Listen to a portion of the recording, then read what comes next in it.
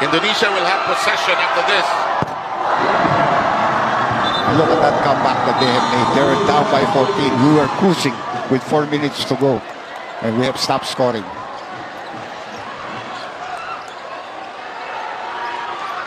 Now we don't need any other bad calls made here against us anymore. Because remember, we've gotten into the penalty early here. And we don't want to foul. We don't want to reach in. Just play.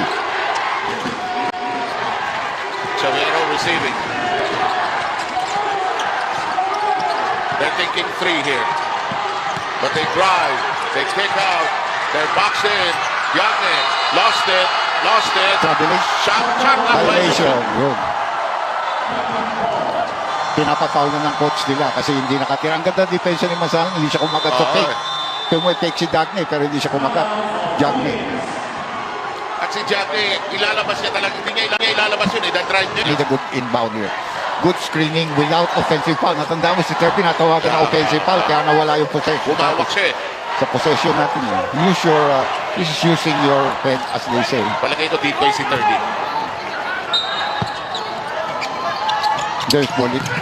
And they want Bolit to get the ball. Go to the free throw line. Now we can put in another big man for rebounding purposes if we want.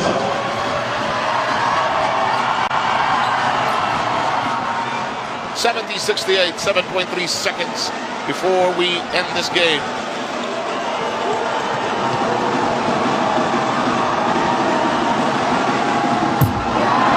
Miss. Now we need a big man. We need somebody to rebound. We better put this in. Because we need at least a three-point advantage. Yeah, there it is. May timeout pa yata sila eh, and they're going to use it. Now, if you give them a layup underneath the basket and they use some clock, you give that to them. That's only 2 points. You're up by 3. The thing you don't want to do is give up at 2 and 1. Indonesia. Yaksa. Will they go for a three? They're trying to set that up. The pass. The set up. The shot. No. Tinawagan ng foul? No. Oh, no. I think we are out of time. Yeah. There. Come on.